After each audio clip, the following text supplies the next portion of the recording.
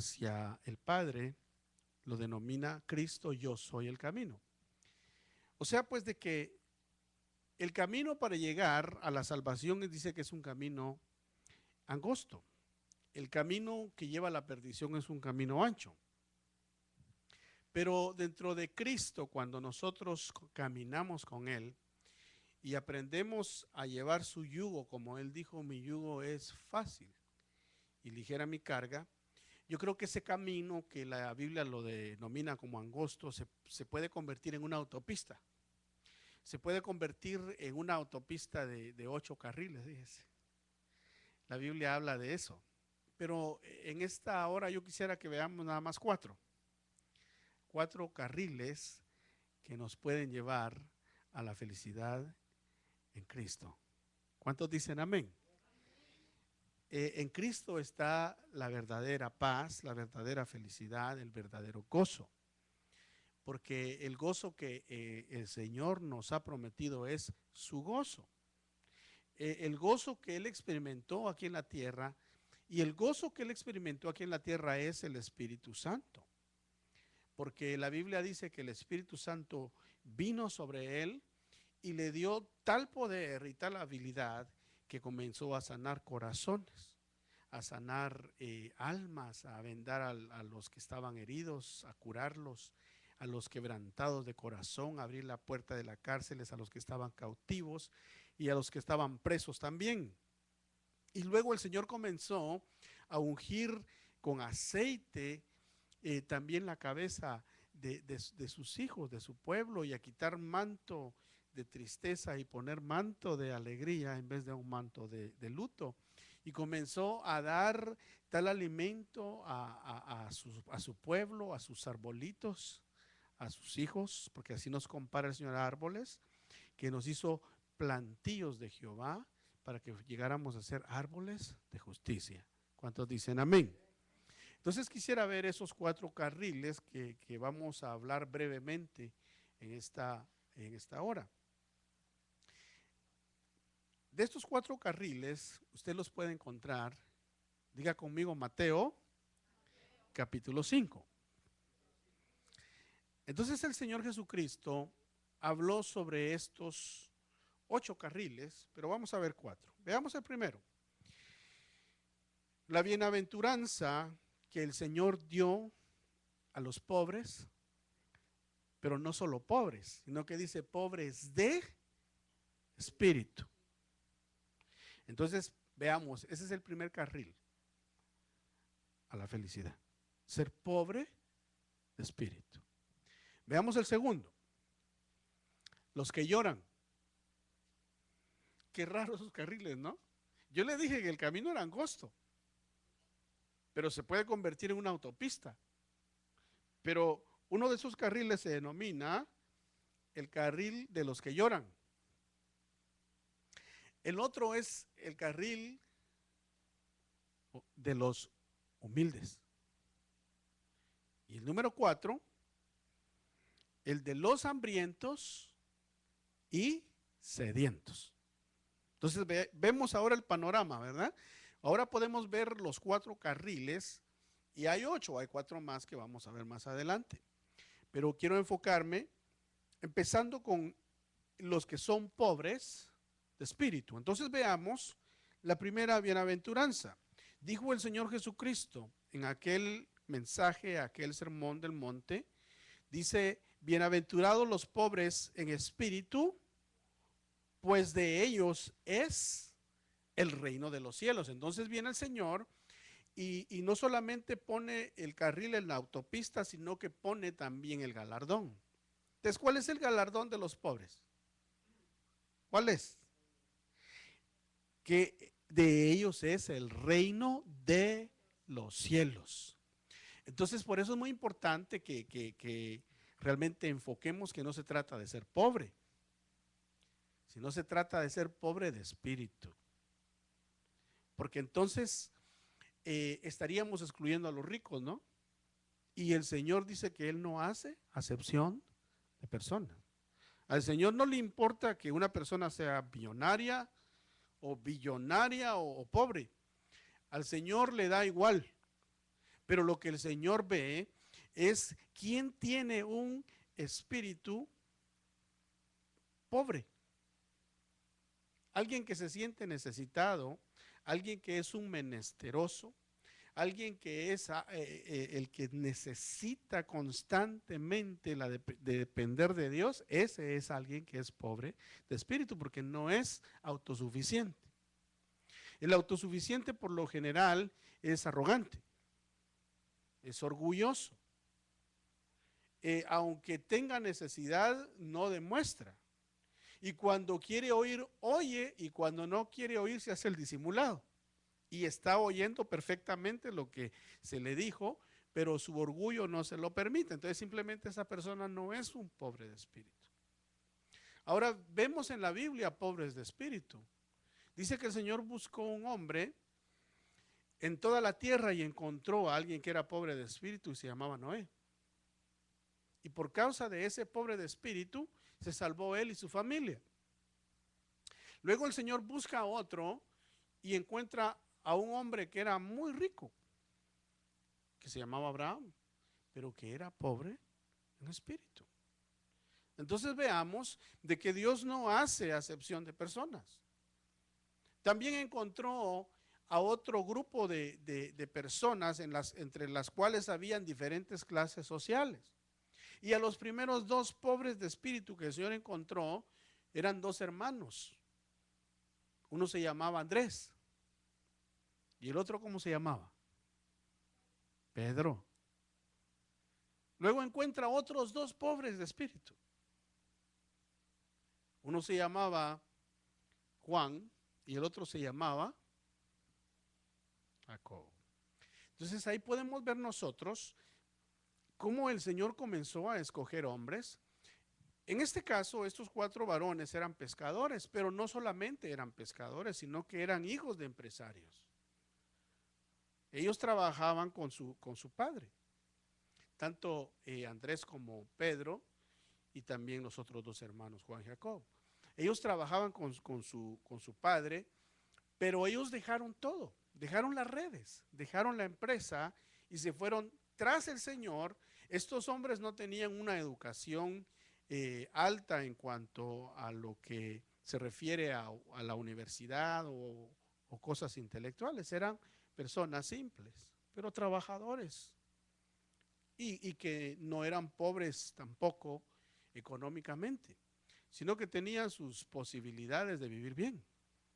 Claro, trabajando duro. Luego vemos también cómo el Señor llama a otro hombre que es el cual escribió este libro donde están las bienaventuranzas. ¿Cómo se llamaba ese varón? Leví, exacto, al cual se le llama Mateo. Ahora, Mateo, ¿quién era Mateo? El que recaudaba los impuestos y de tanto fraude que hacía, tenía mucho dinero. Por eso se caracterizaban los recaudadores de impuestos. Porque ellos, hermano, el gobierno o el imperio romano les imponía que fueran a recoger cierta cantidad de impuestos. Ahora nosotros aquí en Maryland pagamos el 6%, ¿verdad? De tax. En Virginia creo que pagan un poco más o menos. El 5 pagan allá. O sea, pagan menos. Pero ahora póngale que estuviera en nuestros días Mateo dijera es el 8. Recoge el 6 para Maryland y se queda con 2, el 2%. Y recogería en Virginia el 5 y diría que son 7, se queda con 2. Y de esa manera estas personas se hacían ricos ilícitamente. Por eso la gente los detestaba, los odiaba. Por eso cuando el Señor no hizo diferencia de personas y llamó a Mateo, Mateo lo dejó todo.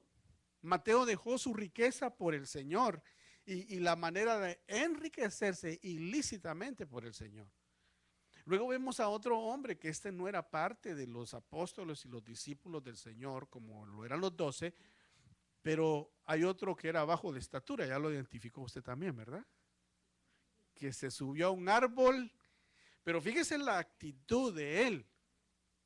Dice que el Señor iba para Jericó y encontró a un pobre de espíritu. Era rico económicamente, no le faltaba nada. Pero cuando él oyó que Jesús iba a Jericó, dijo, yo tengo que ver a ese hombre. Pero como era bajo de estatura, no podía verlo entre la multitud. Y dice que se subió a un árbol, que se llamaba el árbol ¿cómo? Un sicómoro. Dice que como pudo se subió y desde arriba veía a Jesús. Yo me imagino, la Biblia no lo describe de esa forma, pero yo me imagino que cuando el Señor iba pasando bajo el árbol se detuvo. Y todo el mundo se quedó, ¿y por qué se detuvo? ¿Por qué se detuvo? Y voltea a ver para arriba y le dice, Zaqueo, bájate de ahí, que para tu casa voy. Yo me imagino que aquel hombre, hermano, le cambió el rostro. Y dice la Biblia que se bajó del árbol, pero yo creo que se dejó venir de una vez. Pedro lo había agarrado ahí en el aire, ¿no? Pero vemos cómo el Señor se fijó en un pobre espíritu. La gente lo veía mal. La gente lo detestaba. La gente lo odiaba. Ahí viene ese ladrón, ahí viene ese que nos viene a quitar nuestro dinero. Pero ¿cómo lo vio el Señor? ¿Lo vio así? Lo vio un menesteroso. Lo vio un necesitado. Y dice la Biblia que él se humilla a recoger al pobre del polvo. Fíjese lo que dice la Biblia, al pobre lo recoge del polvo. Pero al que es menesteroso, que es doblemente necesitado que el pobre, dice que lo levanta del muladar. Y el muladar es un lugar que es sucio, es un lugar indeseable. Pero de ahí el Señor levantó a aquel hombre. ¿Y fue a dónde? A su casa. No hizo acepción de personas. Y para demostrarnos eso, es más, a Leví o a Mateo lo hizo uno de sus apóstoles siendo un recaudador de impuestos. Yo creo que eso se conocían los dos, con Mateo y Zaqueo se conocían. Como ahí andaba Mateo cuando lo vio, ¡ay, sí es Zaqueo! Sí andaban juntos, hermano. Como dicen, eran coyotes de la misma loma. Pero cuando vinieron a Cristo los convirtieron de coyotes en ovejas. ¿Verdad? Los hicieron nacer de nuevo. Les quitaron el espíritu de coyotes y les dieron un espíritu de oveja. Qué bueno es Dios, ¿verdad? ¿Cuántos dicen amén? Entonces, después de ahí, ¿qué pasó con Zaqueo y qué pasó con Mateo? ¿Fueron felices? Sí, fueron felices, porque verdaderamente recibieron a Cristo en su corazón. Ahora, ¿qué pasó con ellos? ¿Cambiaron? Bueno, la Biblia dice que cuando llamaron a Mateo o a Leví, dice que Leví se levantó literalmente y ahí dejó las monedas. Fíjense que ni tan siquiera vino y con permiso, señores, y comenzó a recoger todo. No, ahí lo dejó. Como que dice, ese dinero es de ustedes, si quieren, llévenselo. Pero yo ya no quiero nada que ver con eso. Y siguió al Señor y dejó el dinero. ¿El dinero, será que es malo el dinero? No, no es malo. Lo malo es cómo lo recogía y para qué lo usaba. Eso era lo malo. Y lo más malo de todo era que tenía amor al dinero. Y el amor al dinero es la raíz de todos los males, pero no el dinero en sí, sino el amor al dinero. Ahora, ¿Zaqueo cambió? ¿Qué le dijo Zaqueo al Señor antes de que él partiera de su casa? Que iba a devolver todo lo que se había robado y que lo iba a devolver con creces. O sea que bien apuntado sabía a quién le había quitado qué. Tenía que ser judío, era un buen negociante, hermano. Buen contador, auditor, llevaba su auditoría bien hecha y cobrador. Y a sus compatriotas mismos judíos les robó. ¿Pero qué hizo? Devolvió y con creces. ¿Y qué le trajo eso a su vida? Primeramente, ¿qué le trajo felicidad a su vida? Cristo. Y luego el cambio le trajo gozo. ¿Cuántos dicen amén? Entonces ahí podemos ver un ejemplo de pobres en espíritu.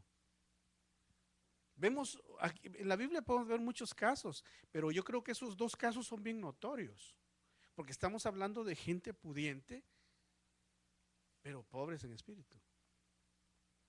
Estamos viendo dos pescadores o cuatro pescadores que más o menos tenían, pero pobres en espíritu. Lo contrario, Dios no los hubiera llamado. Jesucristo no los hubiera llamado. Luego vemos más adelante, hermanos, cómo el Señor en su misericordia también sanó a aquella mujer que tenía el flujo, pobre de espíritu. Ella no le importó, se metió entre la multitud igual que Zaqueo. ¿Y qué recibió de Dios? Virtud. ¿Por qué? Porque era pobre en espíritu.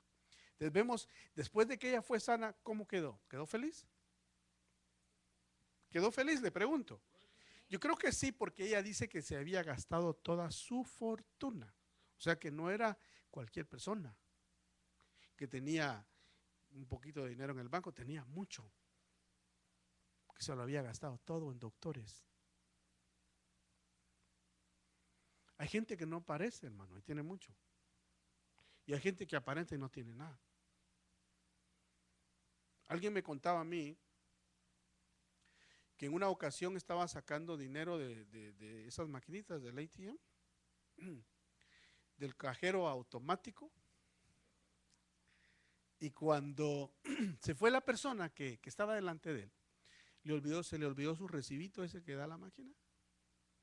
Y dice que el que estaba adelante, hasta con unos sus pantalones todos rotos, así andaba bien descuidado en su persona, su arreglo personal.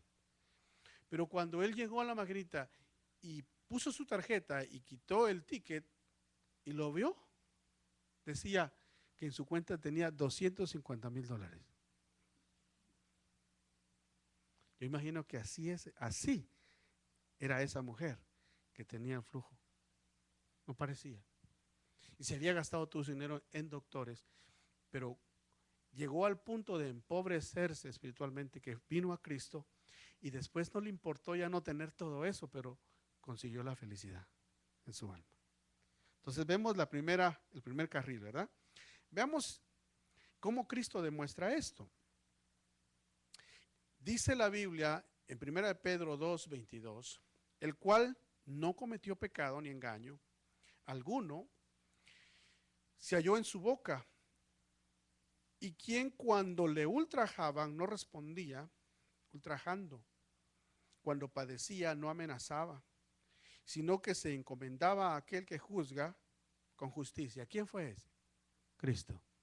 Entonces Cristo mismo fue pobre en espíritu, porque él se encomendó ¿a quién? Al Padre. ¿Cómo dijo el Señor cuando antes de expirar? Padre, en tus manos encomiendo mi espíritu. Fíjese que lo que en mi espíritu, él era pobre en espíritu. Él siempre dependió de lo que dijo el Padre. Nunca dependió de sí mismo. Él podía convertir el pan o la piedra en pan, sí, pero ¿lo hizo? ¿No? ¿Por qué? Porque él era pobre en espíritu, dependía del Padre. Él pudo haber sanado a todos, ¿lo sanó a todos? Dice la Biblia que sanó a muchos y no a todos. ¿Por qué razón? Porque él sanaba a quien el Padre le decía y a quien no, no. Así de simple. ¿Pero por qué? Porque era pobre de espíritu. ¿Será que él se podía bajar de la cruz? ¿No le decían eso? Sanó a muchos. Y él está en la cruz. Bájate de la cruz, sálvate a ti mismo. Y entonces te creemos. ¿Se bajó? No. ¿Lo pudo hacer? Sí. ¿O no se lo dijo a Pedro también? Si yo quisiera, llamo una legión de ángeles. Fíjese que ya no estaba hablando, si yo quisiera le pido al Padre, no, si yo quiero, solo llamo a los ángeles, vengan. ¿Lo hizo? No, porque era pobre en espíritu. Yo creo que es el perfecto ejemplo de ser pobre en espíritu. Teniéndolo todo, dice la Biblia, siendo Dios, no se igualó el ser igual al Padre. Eso demuestra el perfecto ejemplo de ser pobre en espíritu. Amén. Veamos entonces, ¿el premio cuál era? ¿Alguien recuerda el premio de ser pobre en espíritu? El reino de los cielos. Amén. Entonces veamos el segundo carril. Dice, bienaventurados los que lloran, pues ellos, ¿qué dice? Serán consolados. Entonces, me pongo yo a pensar cuando veo esto, llorar. ¿A cuántos les gusta llorar? Creo que a nadie. Yo creo que al único que le gusta llorar, a los que lloran de felicidad, ¿verdad? Porque usted sabe que hay una felicidad tan grande, pero tan grande, que la persona ya no ríe, sino que entre reírse llora más que reírse. Pero también hay una tristeza tan fuerte. Y yo creo que aquí se refiere, no creo, aquí lo dice muy claro, bienaventurados los que lloran, pues ellos serán, ¿qué dice? Consolados. Entonces, ¿cuál es el premio? El consuelo. ¿Y qué dijo el Señor Jesucristo? Yo me voy, pero les enviaría ¿a quién? Al Consolador. Yo me quedaba muy admirado de lo que la hermana Consuelo nos decía el domingo. Estando en un dolor tan profundo, tan fuerte, dice que ella no entendía por qué ella se sentía triste, no por su hijo, porque ella sabía que su hijo está con el Señor, pero por la persona que había cometido tal atrocidad contra su hijo. Y ella se sentía así porque ella sabía que él había perdido su alma. Entonces, ¿cómo explica el hombre o un ser humano eso? ¿Cómo? Eso no, eso sobrepasa la lógica, sobrepasa el entendimiento humano. No hay científico que pueda explicarnos tal cosa. Aunque metan a la persona en máquinas y le examinen el cerebro y el químico aquí vino, ni así lo pueden explicar. Porque eso es el Consolador, es el Espíritu Santo. Ese es el Espíritu Santo el único que puede hacer una cosa así. Pero aquí dice, bienaventurados los que lloran, porque serán consolados. Pero no solamente aquí en la tierra. Porque la Biblia dice en Apocalipsis que el Señor enjuga las lágrimas de los que lloran. Quiere decir que hasta las lágrimas que caen, viene el Espíritu Santo y las guarda. Y está hablando literalmente y espiritualmente. Y un día, ¿cómo, a dónde? No tenemos certeza. Solo sabemos que en el reino de los cielos será. Pero ¿cómo? No sabemos. Pero el Señor vendrá con aquellos y Él mismo los consolará. Personalmente el Jesucristo vendrá y secará sus lágrimas, dice, de sus ojos. Y tendrán pleno gozo. Entonces, ese es otro carril a la felicidad, pero como es una heredad que se va a recibir más adelante, pero es un adelanto que se da aquí. Que la gente, las personas son consoladas y que ni ellos mismos entienden cómo. Porque estando en medio de la dificultad, sienten gozo, sienten paz. Y hasta humanamente se quieren sentir mal, porque dicen, pero si lo que está pasando es como para que yo estuviera destrozado y no estoy así, y como que se siente humanamente cierta culpabilidad, pero no, ese es el Espíritu Santo. ¿Cuántos dicen amén? Entonces vemos ahí una bienaventuranza, es el segundo carril, ¿verdad? Veamos entonces, demostrado por Cristo. ¿Cómo? ¿A dónde? Mateo 26, 27 o 26, 26 dice, Mientras comían, Jesús tomó pan y habiéndolo bendecido, lo partió y dándoselo a los discípulos, dijo: tomad, comed, esto es mi cuerpo.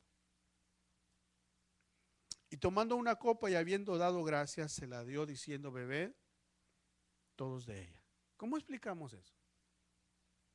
¿Cómo explicamos de que el Señor sabe que lo que le espera es morir?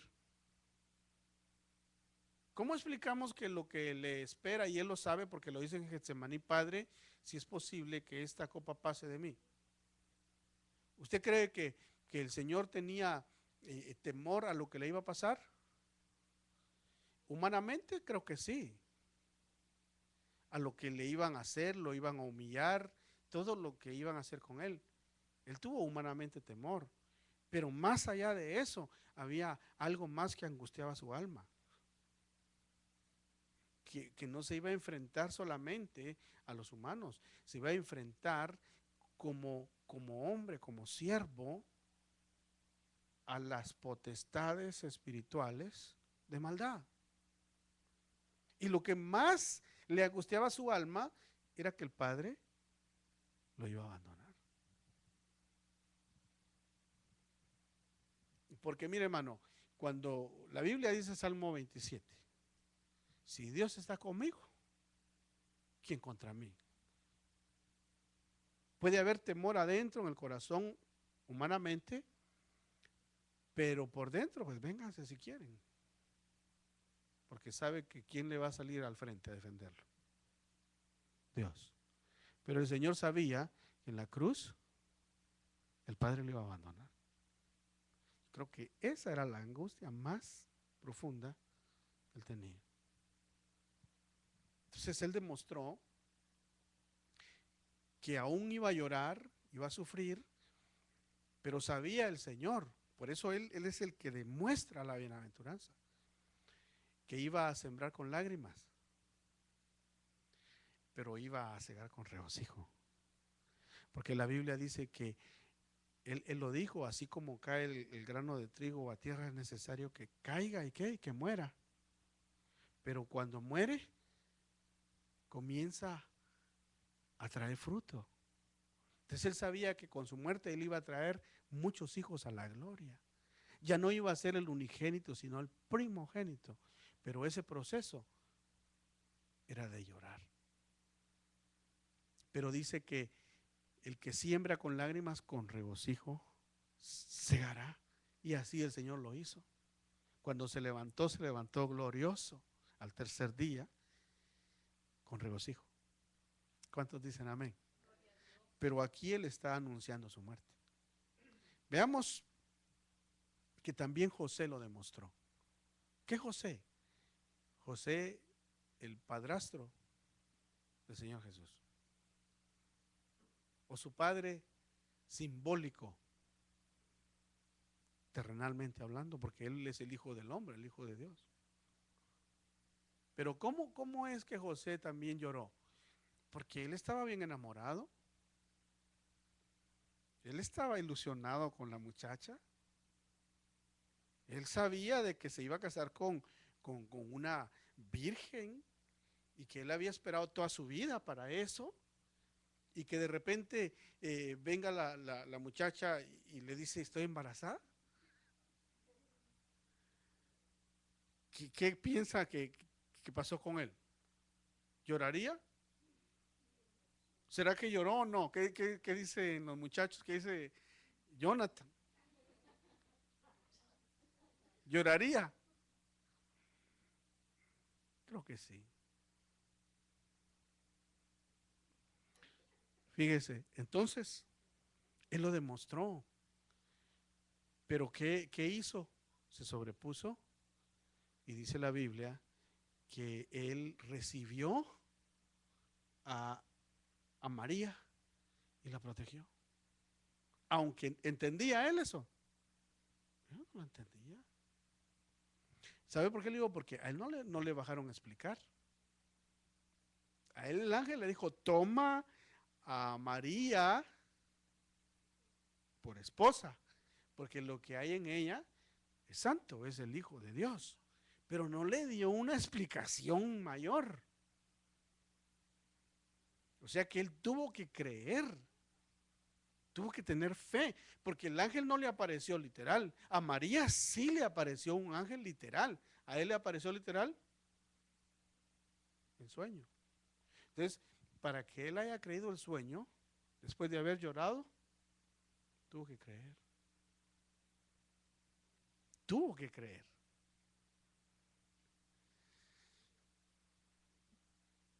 Y una cosa más que tal vez vale la pena que digamos, la Biblia dice que el Señor iba a nacer ¿de quién? De una virgen. Y así fue. ¿Cuántos creemos eso?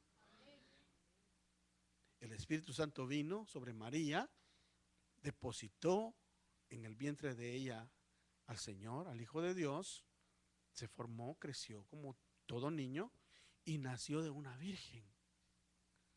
Pero alguien decía, bueno, alguien decía, pero si eso es así o no, yo tal vez creo que sí. Que cuando Jesús nació y nació de una virgen se cumplió la profecía. Pero luego vino el Padre y viendo la fe de aquel hombre y la disposición de aquel hombre, le entregó a María siendo virgen. Ha de haber dicho, virgen me la prestaste, virgen te la doy. Porque ya tuvo hijos o no. O sea, María fue virgen, pero después la Biblia habla de los hermanos de Jesús, hasta tuvo hermanas. Entonces, pienso que el Señor lo hizo, pero él tuvo que llorar. Entonces el Señor demostró, Jesucristo demostró, llorando en la cruz, llorando en el Getsemaní, pero hablamos de que los que lloran, el premio es ser consolados. Entonces, ¿fue consolado Jesús? Sí. ¿Fue consolado José? Sí. Pero todavía hay otro premio más adelante. Ya lo hablamos. Vamos al otro paso. Y la bienaventuranza, bienaventurados los humildes, pues ellos heredarán ¿qué? ¿Qué heredarán? La tierra. O sea que cuando el Señor dijo bienaventurados los humildes, está dando una promesa. Está dando de que, hermanos, si ahora no tienes tierras, quizás no tienes ni casa, mucho menos tierras, ¿no? Bueno, hay muchos que tienen tierras y no tienen casa. Hay muchos que dicen, toda esa tierra es mía. Yo he oído gente así. Todas esas caballerías que están ahí, no tienen ni una casa ahí. Solo puede ir en el día a caminar y a solearse un poco, a hacer un picnic ahí. Pero aquí dice la Biblia que los humildes heredarán la tierra. Y fíjense que yo creo que el Señor está hablando en este tiempo y en el venidero. O sea que en este tiempo el Señor promete a los humildes, aunque sea un apartamentito, hijo, te voy a dar. Aquí. Un apartamentito o tu ranchito, algo vas a tener aquí. Y yo sé lo que te doy hasta dónde te doy, pero después vas a tener mucho. Tierra. Aquí lo dice, no lo digo yo, son palabras de Cristo. Veamos entonces, ¿quién lo demostró? ¿Cómo? Cristo. Él todo lo demuestra Cristo, porque Él es la plenitud de todo. Dijo el Señor, venid a mí todos los que estáis cansados y cargados. ¿Y qué dice? Y yo os haré descansar. Luego dice, tomad mi yugo sobre vosotros y aprended de mí. ¿Qué dice? Que soy manso y humilde de corazón y hallaréis descanso para vuestras almas. La pastora decía, hay muchos que no hayan descanso y se van al mall, ¿verdad? No tienen descanso en el alma y dicen, vámonos al mall. ¿Y cómo vamos a comprar? A puro tarjeta nos vamos. Y en el momento ven un par de zapatos de charol, ahí unos como los varones como zapatos de Sandro salen, o las botas del zorro, dice, ¿no? Salen con las botas del zorro, pero solo un ratito les duró. Los jóvenes salen con los Nike o con los Jordan, eso ya pasaron de moda. Esos Jordan ya pasaron de moda, hermano, porque yo me acuerdo que cuando mis hijos estaban pequeños, a uno de ellos le agarró una de unos tenis, hermano, que hasta yo tuve que ir hasta por la ruta 1 a buscarlos. Y eran unos específicos, porque había un montón de marcas. Pero le digo, hay muchos que se van al mall a eso. Y solo se los ponen, las estrenan, zapatean ahí un rato y salen. Y cuando salen del mall, otra vez comienzan a sentir algo raro adentro. Pero aquí dice el Señor la clave, ¿verdad? Tomad mi yugo sobre vosotros y aprended de mí, que dice que soy manso y humilde de corazón, y entonces no tendrás que ir al mall a comprar botas, sino que hallaréis descanso para vuestras almas. Fíjese, ¿quién mostró eso también? Moisés. Veamos lo que dice en Números 12:3. Moisés era un hombre muy humilde, más que cualquier otro hombre sobre la faz de la tierra. Entonces Jesús demostró el ser manso y humilde, pero también el que fue un siervo fiel en la casa del Señor, dice que fue un hombre humilde. ¿Cómo sería Moisés?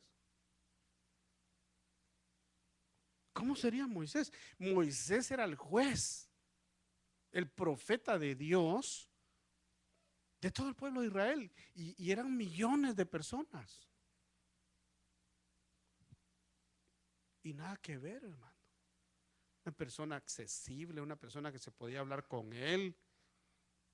No parecía. En cambio, hay gente ahora que medio ya son, le dicen el profeta fulano, y son creídos. Los invitan a predicar. Ah, si me ponen el hotel 5 estrellas tal y me da tal, y hasta piden condiciones, cuánto le van a dar. Imagínense Moisés, que era profeta de profetas, que en Israel no se ha levantado otro profeta como él. Era humilde. ¿Y cómo vivía Moisés? Tranquilo, ¿verdad? Tenía paz. Entonces dijimos que los humildes, ¿qué heredan? La tierra. Vamos, avancemos y vamos a ver el último paso. Vamos a ir concluyendo. Bienaventurados los que tienen hambre y sed de justicia, pues ¿qué dice? Ellos serán saciados. La pregunta es, hermano, ¿tú tienes hambre y tienes sed? Pero de justicia, ¿verdad? No de otra cosa. Hambre y sed ya es muy tarde, hermano, ya es muy tarde para comer a esta hora. Pero dice, serán saciados.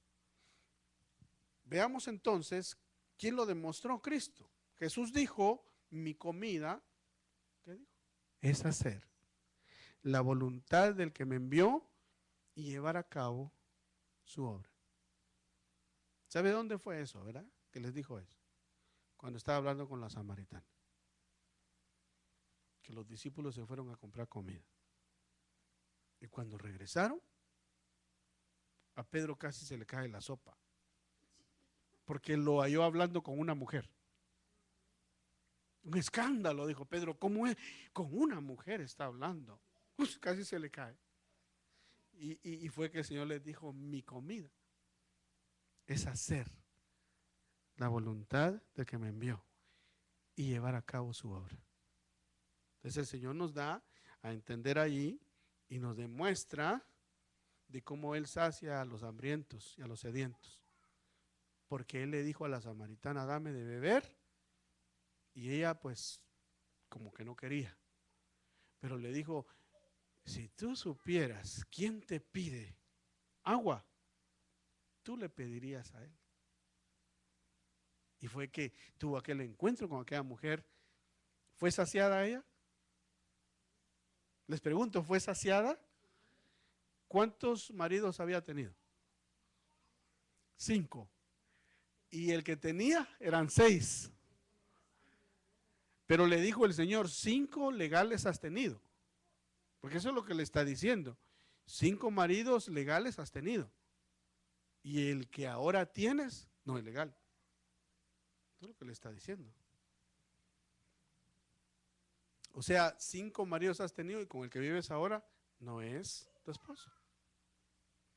Entonces, ¿qué le dijo el Señor? Yo te voy a dar agua y te vas a saciar. Y se sació. Al punto que fue a traer a toda la gente del pueblo en Samaria.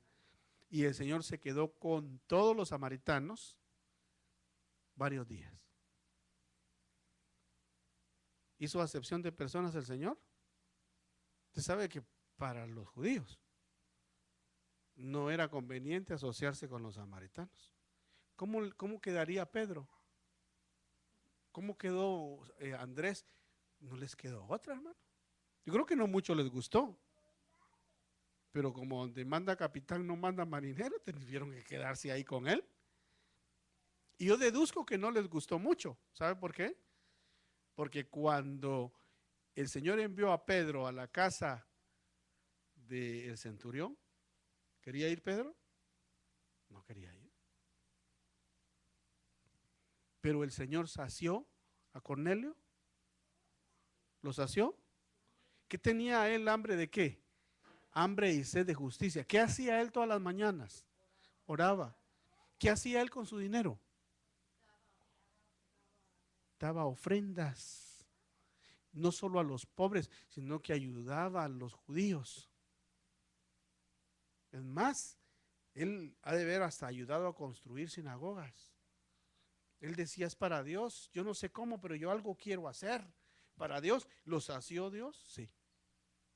Por eso dice, bienaventurados los que tienen hambre, los que tienen sed de justicia, porque serán saciados. Le pregunto 2 cosas. ¿Se quedó feliz la samaritana? Sí. ¿Se quedó feliz el centurión? Después que fue bautizado en agua, fue bautizado con el Espíritu Santo, fíjese, fue saciado. ¿Le dieron agua viva a la samaritana? Sí. Le dijo, porque de los que yo les dé esta agua correrán ríos, le dijo. ¿Qué ríos? De agua viva, le dijo a la samaritana. O sea, la dejó con ríos de agua viva corriendo de su interior a tal punto que el pueblo entero se convenció y se convirtió a Cristo. Sació al soldado romano, al centurión, que no solo su familia se salvó, sino sus amigos y sus familiares. ¿Se quedaron felices? Sí. Entonces, aquí podemos ver. Ahora Pablo lo demostró también. ¿Y qué dijo Pablo? Para mí, el vivir es Cristo. ¿Y qué dijo luego? Y el morir es ganancia. Yo digo, este hombre lo dio todo. Pablo lo dio todo por Cristo. Él dice que incluso sus logros más grandes los consideraba por basura, con tener el privilegio de conocer a Cristo en el poder de su resurrección. ¿Por qué? Porque fue saciado, ¿verdad? Él no estaba saciado, por eso andaba matando gente. Pero cuando el Señor lo sació, entonces la cuestión se volteó. Antes él la estaba matando. Ahora, ¿qué dice aquí? ahora andaba dando vida, porque dice, para mí el vivir es Cristo.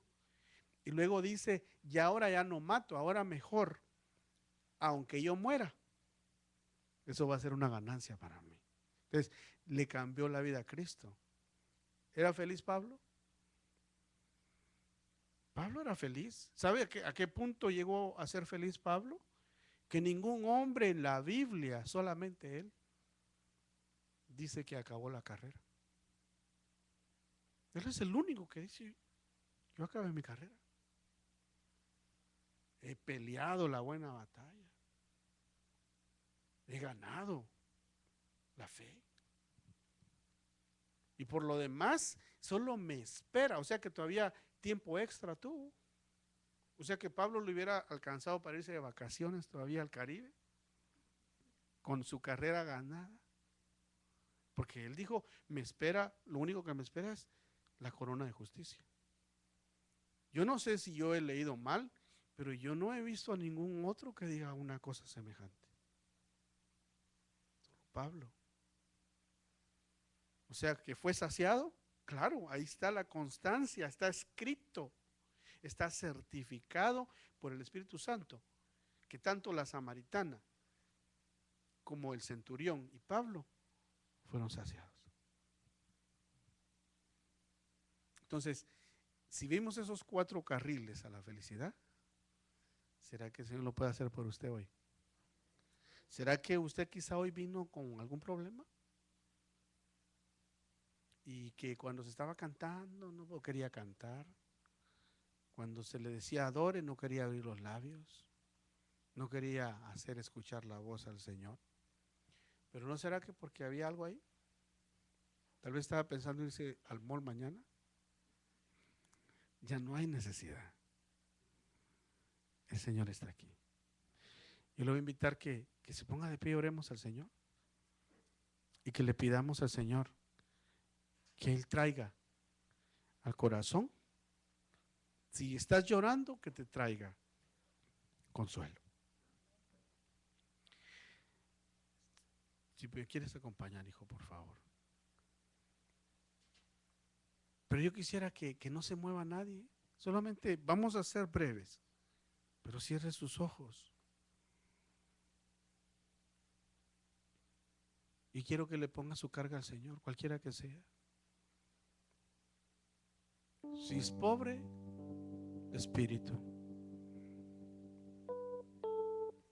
La Biblia dice que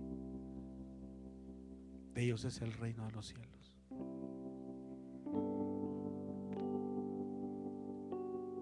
Si te da sentido, hermano,